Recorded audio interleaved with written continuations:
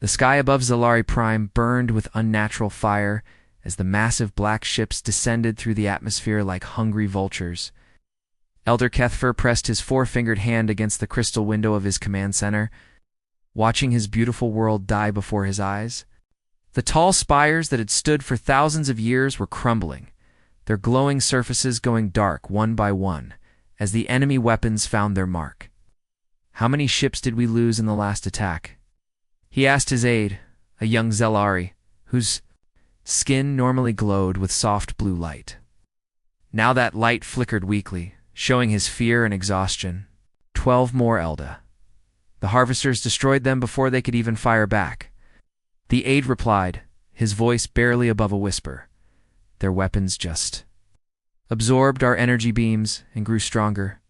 Kethfer closed his eyes and felt the weight of his failure. For 3,000 years, his people had lived in peace, using their advanced technology to build wonders that other species could only dream of. Their cities floated on pure energy, their ships moved faster than light itself, and their weapons could turn entire mountains into dust. But none of it mattered against these mechanical monsters that had come from the dark spaces between stars. The harvesters had appeared 6 months ago, emerging from the void in ships that looked like giant black insects. They moved with perfect coordination, as if controlled by a single mind, and they consumed everything in their path. Planets, stars, entire civilizations, nothing was safe from their hunger. They had already destroyed 17 different species, turning their worlds into empty rocks floating in space. "Sir, we're receiving reports from Sanctuary Prime," another officer called out from across the command center. "The refugee fleet has arrived safely, but the orbital defenses are already under attack." Kethfer opened his eyes and looked at the tactical display showing their last stronghold. Sanctuary Prime was the most heavily defended world in their territory, surrounded by massive energy shields and protected by their most powerful weapons. It was supposed to be impossible to destroy, but then again, they had thought the same thing about every other world the harvesters had consumed. "How many survivors made it to Sanctuary Prime?" he asked, though he dreaded the answer. 3,000, maybe a few more, the aide said sadly. "Out of billions, Elder? We lost so many." The number hit Kethfer like a physical blow. His entire civilization reduced to a few thousand frightened refugees hiding behind their last set of defenses. The harvesters had been efficient in their destruction, giving no quarter and showing no mercy. They simply arrived, consumed everything useful, and moved on to the next target. "The enemy fleet is moving towards Sanctuary Prime," the tactical officer reported. "At their current speed, they'll reach the outer defense grid in 2 days. 2 days. That was all the time they had left before the final battle began. Kethfer had studied the enemy's tactics for months, watching helplessly as they adapted to every weapon, every strategy, every desperate last stand that the other species had attempted.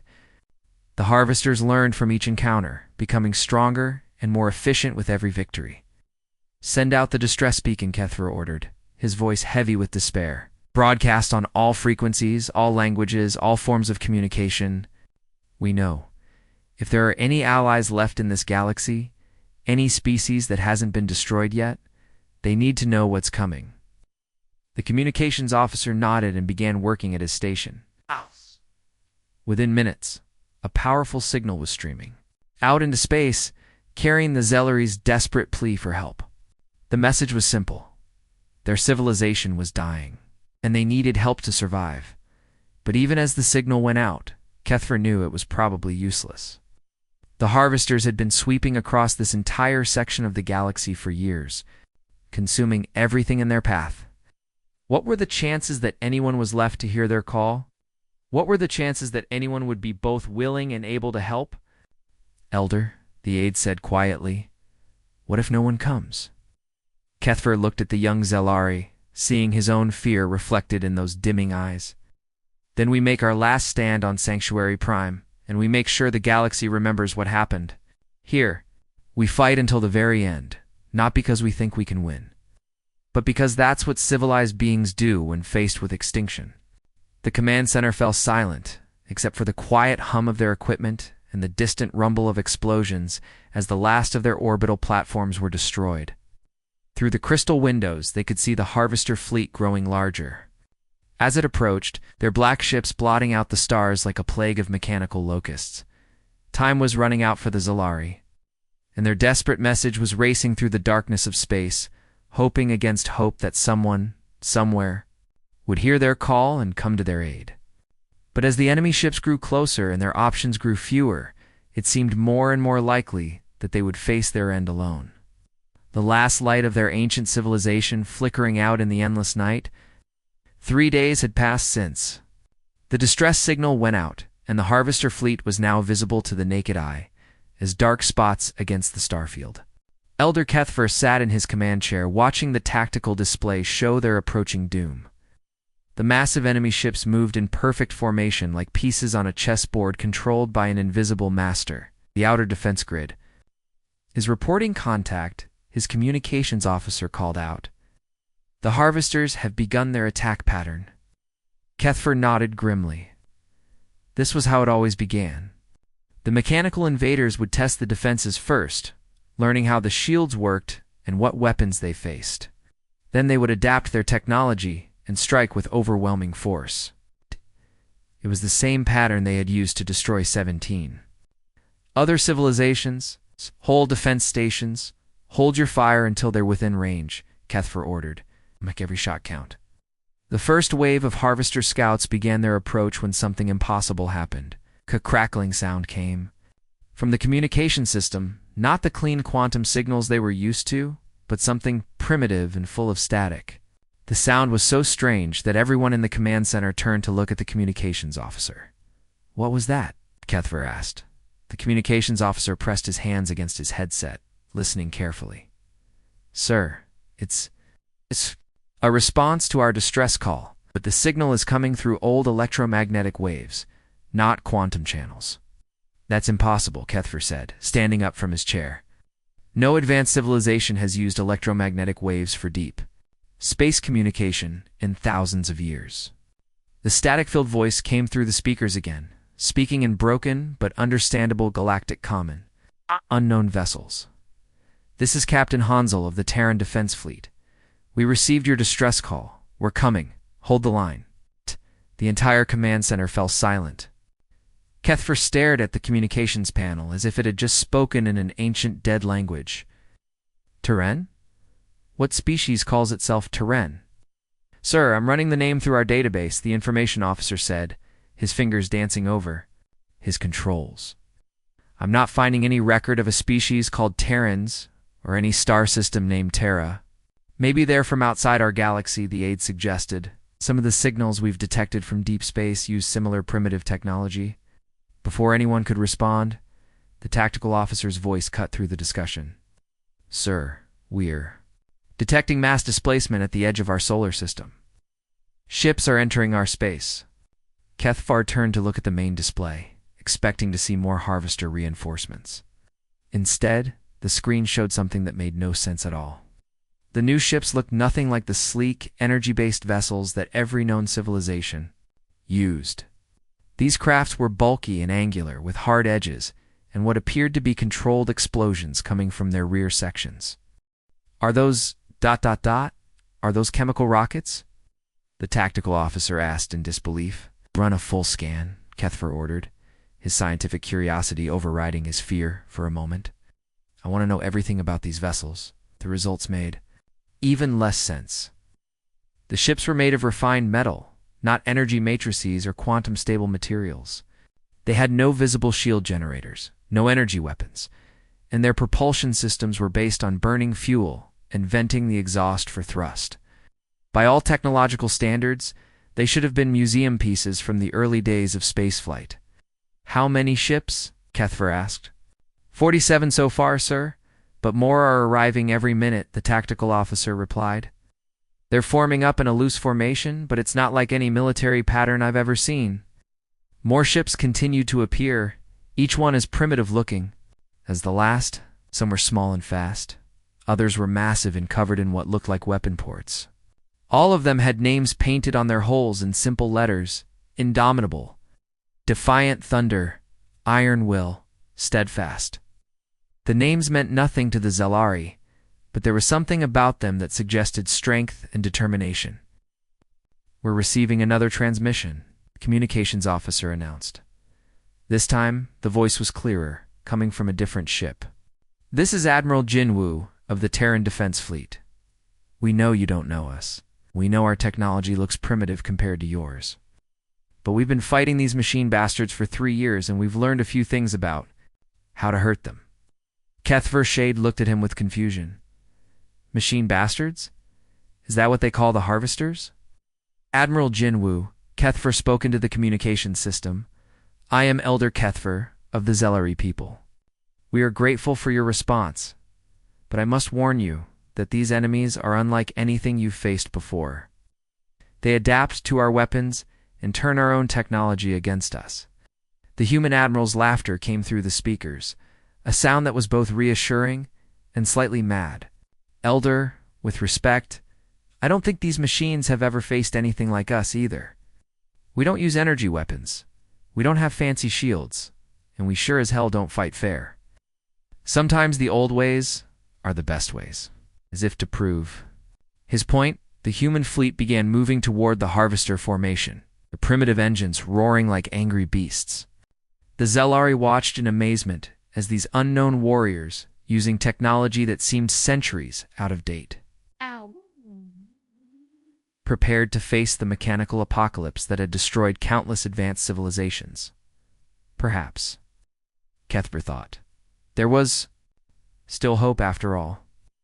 The first shot of the battle came from the human fleet, and it was unlike anything the Zelari had ever witnessed. Instead of the elegant energy beams they were used to, a massive solid projectile screamed through space at impossible speed, slamming into the lead harvester ship with the force of a small meteor. "By the ancient lights," whispered Kethver Shade, staring at the tactical display. "They're using kinetic weapons." The harvester ship staggered under the impact, its black hull cracking along the point of contact. For the first time in months, Kethver saw one of the enemy vessels actually damaged by an opening attack. The mechanical invaders had grown used to absorbing energy weapons and turning them into fuel for their own systems. But they seemed confused by the simple brutality of a chunk of metal traveling at incredible velocity. "All ships, this is Admiral Jinwoo." The human commander's voice crackled over the communication channel. "Remember what we learned at the Battle of Titan? These machines think they're smart because they can adapt to fancy weapons. Let's show them what happens when you get hit by a really big rock." The human fleet opened fire with everything they had. Railgun rounds, missile swarms, and what appeared to be nuclear warheads filled the space between the two forces. The Harvester. Ships designed to counter sophisticated energy-based attacks found their adaptive shields struggling to process the chaos of purely physical impacts. Captain Minho, commanding the human destroyer Defiant Thunder, watched his ship's hull buckle. Under return fire from the harvesters, the enemy had quickly learned to target the human vessel's engines and weapon systems. But they still seemed puzzled by the primitive construction of the Terran ships. "Captain, we've lost main power to the forward sections," called out his engineering. "Officer hull integrity is down to 30%. "Can we still fight?" Minho asked, gripping his command chair as another impact shook the ship. "The engines are good, sir, and we've still got ammunition," came the reply from Engineer So Young, her voice steady despite the chaos around them. "We can keep going." Minho nodded and looked at the tactical display. 3 harvester ships were closing in on his position, their weapons charging for what would surely be a killing blow. Any rational commander would have ordered a retreat. But Minho had learned something important during humanity's long war against the machines. Sometimes the most irrational action was the most effective. "All hands brace for impact," he announced. "Over the ship's intercom, we're going to ram the big one." The Defiant Thunder turned toward the largest harvester vessel, its damaged engines roaring as Minho pushed them beyond their safety limits. The human destroyer accelerated like a missile, its crew working frantically to keep the ship together long enough to reach its target. From the Zelari command center, Kethver watched in amazement as the human ship collided with the harvester cruiser in a spectacular explosion of metal and fire. Both vessels were destroyed in the impact. But the sacrifice had broken the enemy formation and allowed other human ships to exploit the gap. "They're using their ships as weapons," Kethver said in disbelief. "They're ramming the enemy deliberately." Throughout the battle, the Zelari witnessed something they had never seen before: humans treating their ships not as mere tools, but as living things with souls worth fighting for. When the heavy cruiser Thunderstrike was surrounded by enemy vessels, Captain Haijin refused to surrender even when her ship was falling apart around her. "This is Captain Haijin to all human vessels." Her voice came over the communication channel.com despite the explosions in the background. "My ship is done for, but we're not going quietly. Watch this." The Thunderstrike suddenly accelerated toward the center of the enemy formation, its overloaded engines creating a trail of fire behind it. The ship's hull was glowing from internal fires and pieces of armor were falling off like scales, but it kept moving forward with grim determination. "She's going to overload her reactor," Admiral Jinwoo's voice said quietly. "All ships, clear the area." The explosion when the Thunderstrike finally died was visible from 3 star systems away. The overloaded reactor created a miniature sun that consumed not only the human cruiser, but also for harvester ships that had been surrounding it. The blast disrupted the enemy's coordination and sent the remaining machines into temporary confusion. But even as individual human ships were destroyed, their crews never gave up. Engineer Martinez on the battleship Ironwill performed impossible repairs while his ship was actively under fire, welding hull breaches closed with one hand while operating weapon systems with the other. When asked how he could work in such conditions, he simply replied, "The ship needs me, so I'm here." The harvesters, their advanced algorithms designed to counter logical military doctrine, found themselves completely overwhelmed by human unpredictability and the stubborn refusal to accept defeat. Every time they adapted to one human tactic, the Terrans would try something completely different, sometimes do the same thing again, but with even more determination. As the battle raged on, or human ships arrived, each one bearing names that spoke of defiance and courage: never surrender, unbreakable, last stand. The mechanical invaders, used to facing civilizations that fought with elegant precision, had never encountered an enemy that fought with such raw, chaotic determination. The tide of battle was beginning to turn. And for the first time in months, Kethver dared to hope that his people might actually survive. The battle had been raging for 6 hours when Captain Hajin found herself in the worst possible situation.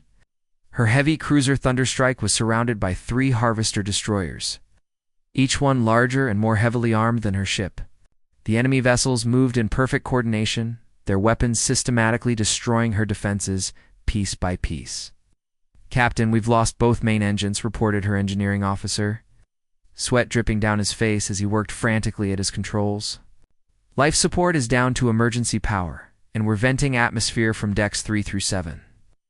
Haijin looked around her bridge, seeing the faces of her crew. Half of them were wounded, several stations were sparking with electrical fires, and the main display showed red warning lights everywhere. Warning. By any reasonable military standard, she should have surrendered or at least tried to retreat. But Captain Haijin had learned something important during her years of fighting the UW. Harvesters, humans didn't always follow reasonable military standards. "What about the reactor?" she asked her chief engineer. "It's still running, Captain, but the containment field is getting weaker. If we push it too hard, we could have a complete meltdown." Haijin smiled grimly. "Perfect. Set the reactor to overload on my command and give me everything we have left in the weapons." The engineering officer stared at her. "Captain, that's "Suicide." "No," Haijin replied, her voice steady despite the chaos around them. "That's human." She opened the ship-wide communication channel. "All hands, this is the captain. We're not making it out of this one, but we're going to take these machines with us. It's been an honor serving with you all." The Thunderstrike suddenly came alive with renewed energy as its crew threw themselves into their final task. Weapons that had been offline came back up. Engines that should have been dead started firing again. and systems that were barely holding together somehow found the strength to keep working. This is Thunderstrike to all human vessels. Hyjin broadcast to the fleet. We're going to show these machines what happens when you corner a human ship. Remember our names. The cruiser's engines roared to life, pushing the damaged vessel directly toward the largest harvester ship. The enemy vessels tried to move out of the way, but they were too close and moving too slowly. The Thunderstrike slammed into the alien warship like a hammer hitting an anvil, and both ships disappeared in a ball of nuclear fire. From the bridge of the Valiant, Lieutenant Commander Jaemin watched the explosion with tears in his eyes. "Sir, the Thunderstrike is gone." Admiral Jinwoo, standing beside him, shook his head. "She's not gone, Commander. She's part of us now. Her sacrifice just saved 1,000 Zalari lives. And that's how we honor our dead, by making sure they didn't die for nothing." Throughout the human fleet, similar scenes were playing out. Ships that should have been destroyed kept fighting. Crews that should have been dead kept working, and weapons that should have been useless kept firing. The humans had a way of making their technology work through sheer determination, and what their engineers called percussive maintenance, hitting things with hammers until they worked properly. Engineer Sa Young, working in the belly of the destroyer Defiant Thunder, was performing what could only be described as miracles.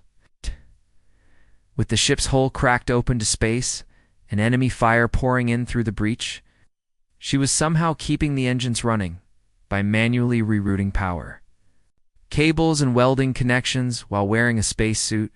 "Sa Young, get out of there," Captain Minho shouted over the intercom. "That section is going to depressurize completely." "Not yet, Captain," she replied, her voice calm despite the fact that she was literally standing in a hole in the side of the ship. "The engines need me, and I've got work to do." She continued her repairs even as harvester weapons fire passed within meters of her position. To her, the ship wasn't just a machine. It was a living thing that needed her care. And she wasn't going to abandon it just because the situation was dangerous. The harvesters, watching this behavior through their sensors, found their adaptive algorithms completely unable to process what they were seeing. Their programming was designed to counter logical military tactics, efficient use of resources, and rational decision-making. But humans seemed to operate on a completely different set of rules. When the human destroyer Ironwill lost its main weapons, the crew didn't retreat. Instead, they loaded their cargo bay with nuclear warheads and used their ship as a giant missile, ramming it into a harvester command vessel at full speed. When the cruiser Steadfast ran out of ammunition, its crew started throwing chunks of metal at the enemy using their ship's magnetic launchers. "They're insane," one of the Zalari officers whispered, watching the battle unfold. "They're using tactics that make no sense." Elder Kethfer, however, was beginning to understand something important. No, they're not insane. They're just different. They don't see their ships as tools or weapons. They see them as extensions of themselves, as living things worth dying for. The human way of war was chaos, determination, and an absolute refusal to give up no matter how hopeless the situation became. And somehow, impossibly, it was working. The battle had been raging for 12 hours, and both fleets were badly damaged. The space around Sanctuary Prime was filled with debris from destroyed ships, glowing plasma clouds, and the twisted remains of metal hulls. Admiral Jinwoo stood on the bridge of his flagship unyielding, looking at the tactical display with grim determination. "Sir, we've lost 30% of our fleet," reported his tactical officer, a young woman whose uniform was torn and stained with blood from a head wound. "The harvesters are regrouping for another attack." Jinwoo nodded, studying the enemy formation. The mechanical ships had pulled back and were forming a tight cluster around their massive command vessel, a ship so large it looked like a small moon. He could see the logic in their strategy. They were using their command ship's powerful shields to protect their damaged vessels while they repaired, and adapted to human tactics. "What's the status of our capital ships?" he asked. "We have 4 dreadnoughts left, sir. Unyielding, indomitable, relentless, and unbreakable. All are damaged, but still fighting capable." Jinwoo closed his eyes for a moment, thinking about all the brave men and women who had already died in this battle.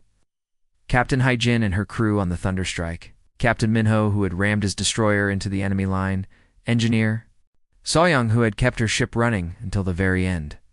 Their sacrifice had bought time and saved lives, but it wasn't enough to win the war.